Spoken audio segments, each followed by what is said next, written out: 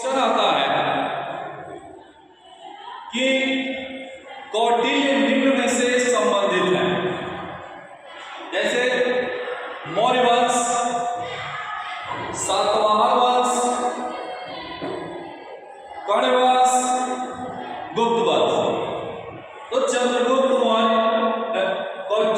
कौटिल्य मौर्य वंश से संबंधित।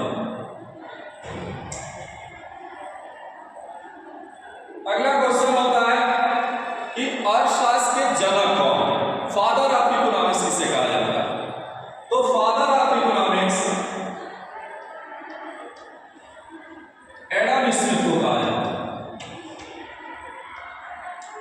एडम स्मिथ ने 1776 में 1776 में वेल्थ ऑफ नेशंस नामक पुस्तक की रचना की।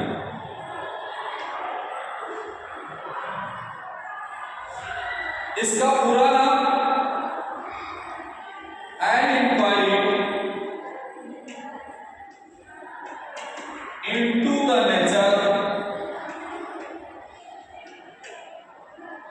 And causes of wealth of Nations.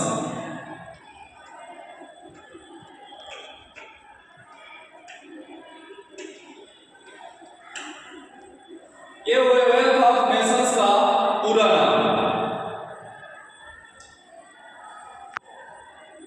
इस तरह से हम अभी जानेंगे अर्थशास्त्र के लेखक कौन है। कौटिल्य। ये पुस्तक आधारित किस पर है? राजनीतिक विज्ञान पर। कौटिल्य किस वंश से संबंधित है? मौर्य वंश से। अर्थशास्त्र के जनक कौन है? उन्होंने कौन सी पुस्तक लिखी, कब लिखी? 1776 में। वेल्थ ऑफ नेशंस का पूरा नाम क्या है? तो an inquiry into the nature and causes of wealth of Nations.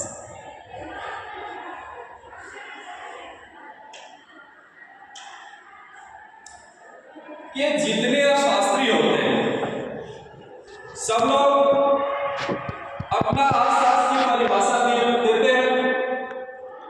इसमें सबसे प्रमुख परिभाषा एडम स्मिथ की है। एडम स्मिथ के अनुसार अर्थशास्त्र धन का विज्ञान, economics is the science of wealth. यहां से क्वेश्चन होता है कि अर्थशास्त्र धन का विज्ञान है किसने कहा? Adam Smith. या ऐसे पूछा जा सकता है कि धन संबंधी परिभाषा किसने दी? यानी पूरे अर्थशास्त्र की परिभाषा को देखा जाए तो 4 तरीके से इसे बांट सकते हैं। धन संबंधी परिभाषा, वेल्थ डेफिनेशन, कल्याणकारी परिभाषा, वेलफेयर डेफिनेशन, सीमितता या अभाव संबंधी परिभाषा, स्कैर्सिटी डेफिनेशन और आवश्यकता विहीनता संबंधी परिभाषा, वांटलेस डेफिनेशन। और चारों तरीकों की परिभाषाओं के प्रतिपादक प्रोपाउंडर कि किसने किस तरह की परिभाषा दी। धन संबंधी परिभाषा के प्रतिपादक एडम स्मिथ, कल्याणकारी परिभाषा के अल्फ्रेड मार्शल, सीमितता या अभाव संबंधी परिभाषा के जॉन डॉवेंस, आवश्यकता विहीनता संबंधी परिभाषा के प्रतिपादक जेके मेहता।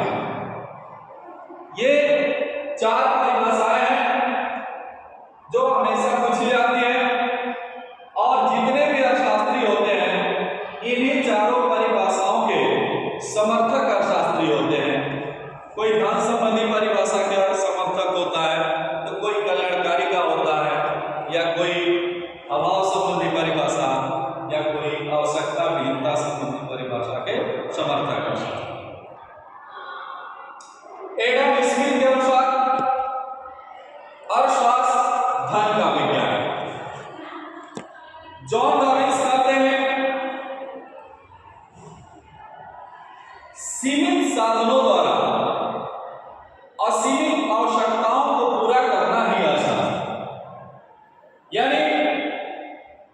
जो भी मानव है उसके पास साधन सीमित होते हैं, रिसोर्सेज लिमिट होते हैं और आवश्यकताएं असीमित होती हैं। साधन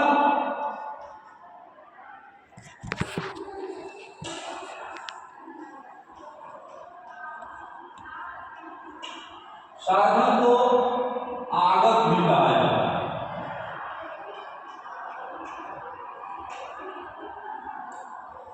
आगत या साधन। और जो साधन होते हैं ये दो प्रकार के होते हैं। एक विशिष्ट साधन होता है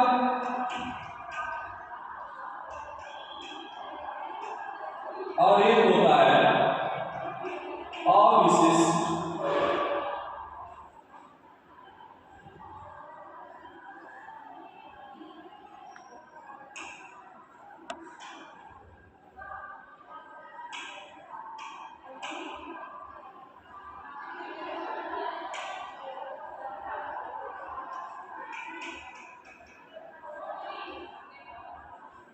विशिष्ट साधन और